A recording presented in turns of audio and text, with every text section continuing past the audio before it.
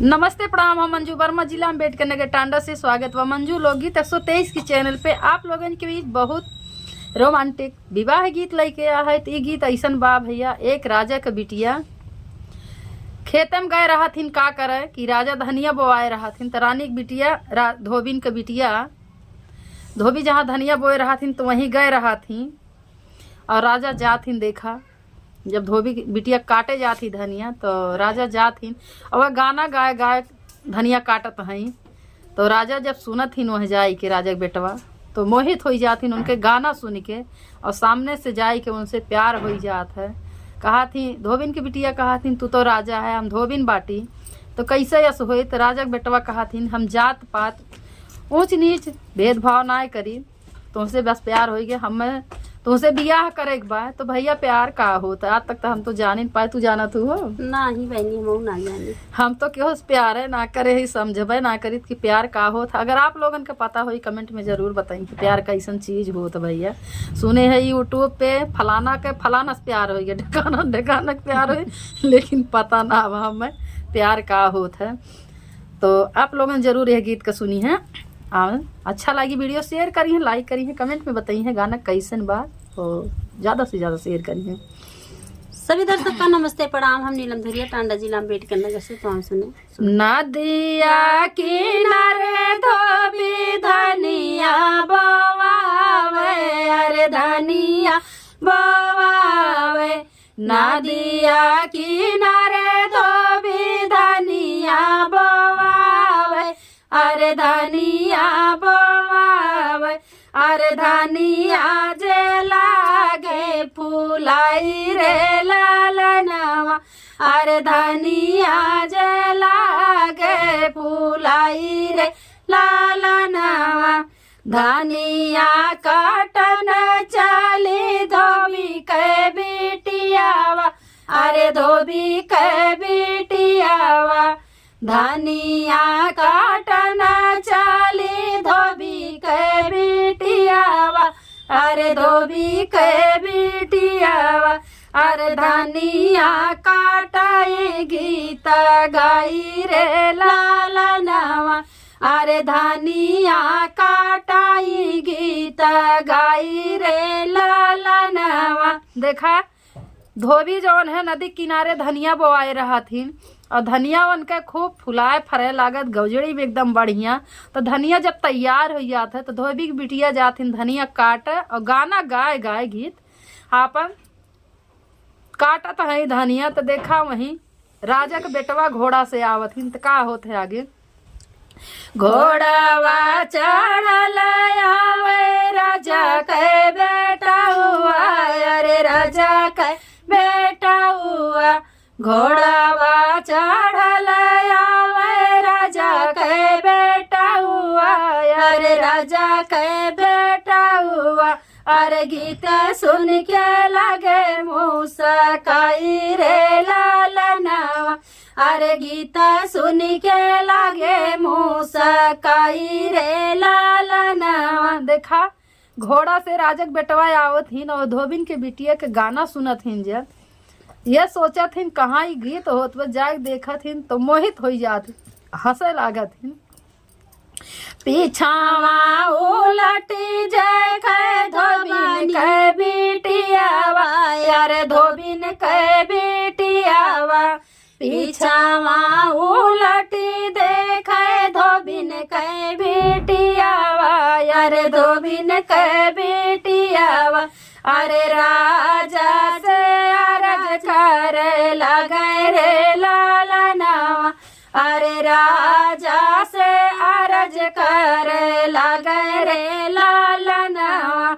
जब राजा की बिटिया लखत पीछे देखत है तो राजा राहथिन मुस्कात ही, तो उनसे अरज करत बा, का अरज करत बा, हमारे बगल काहे ठाड़ी है राजा, अरे ठाड़ी है राजा। अरे काहे हमारे बगल काहे ठाड़ी है राजा, अरे ठाड़ी है राजा। अरे काहे हम देखी मुस्काया रे लालनवा, अरे काहे हम देखी मुस्काया रे लालनवा तोहरी सूरतिया हमारे दिलवा में बसी गए अरे दिलवा में बसी गए तोहरी सूरतिया हमारे दिलवा में बसी गए अरे दिलवा में बसी गए अरे तुमसे हम अरे तुमसे हम करबै बियाह रे लालनवा अरे तुमसे हम करबै बियाह रे लालनवा। देखा राजा बेटवा कहा तो तोहार ई जौन सुंदरता बा सूरत बा हमरे दिल में बस गई बा हम तुमसे बियाह करब। तो राजा धोबिन के बिटिया देखा का कहा था अच्छा बहनी कहे रहू तू न लूल देखा लंगड़ देखा वो तो हम समझ प्यार का होत है लेकिन मैं देखा राजा सुंदरता देख के प्यार किए हैं करे तो है लेकिन जात पात तो ना देखे हैं जात पात ना देखे सुंदरता देख के सुंदर देख करे हैं लेकिन भैया कौनो कौनो देखी थे यूट्यूब पर फेसबुक पे मेहरारू एकदम गोड़े से खड़ियो ना हो पाई है मेहरारू का मर्द है भैया आँखी से दुनिया देख ही ना सकती का कहिए मेहरारू है फलाना से प्यार हो हमसे तू राजा राजा के पुतवा अरे राजावा के पुतवा तू राजा राजावा के पुतवा अरे राजावा के पुतवा अरे हमारी धोबिनी के बेटी रे लालनवा अरे हमारी धोबिनी के बेटी रे लालनवा। धोबिन के बिटिया कहा तो राजा के बेटवा बाटे लेकिन हम धोबिन है तो ई संभव कहाँ बा हमार तुमसे शादी हुई। तो देखा राजा के बेटवा कहा थी जाता यो पता देखी प्यार नाही होला अरे प्यार नाही होला जाता यो पता देखी प्यार नाही होला अरे प्यार नाही होला अरे प्यार होला बढ़ाया ना मोला रे लालनवा अरे प्यार होला बढ़ाया ना मोला रे लालनवा। देखा राजा कहते जात पात देख के भेदभाव ना हम करी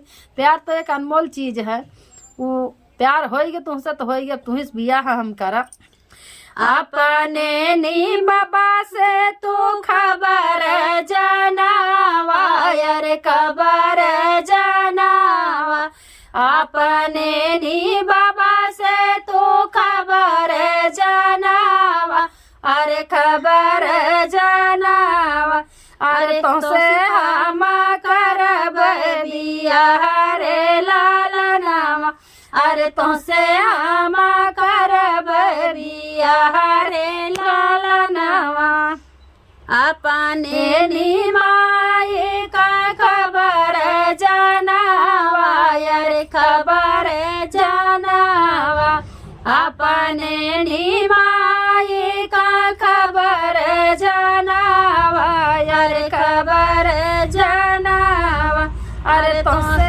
हम करब बियाह रे लालनवा अरे तुमसे हम करब बियाह रे लालनवा।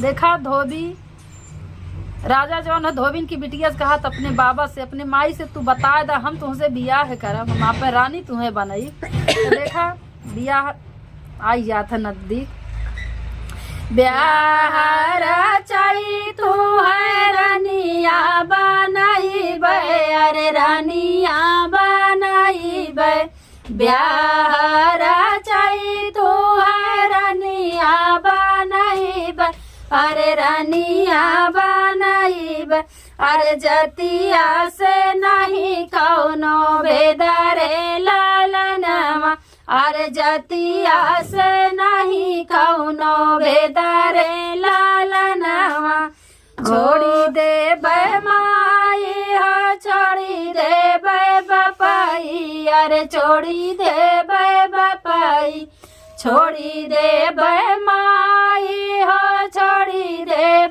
बपाई अरे छोड़ी दे बपाई अरे तोहे राखा बनाए ना के बिचरे लालनवा अरे तू है राखा बनाए ना के बिचरे लालनवा अरे तोहे हम करब बिया रे लालनवा अरे तो से हम करब बिया रे लालनवा नदिया किनारे धोबी धनिया बवावे अरे धनिया बवावे अरे धनिया जे लागे फूलाई रे लालनवा अरे धनिया जे लागे फूलाई रे लालनवा।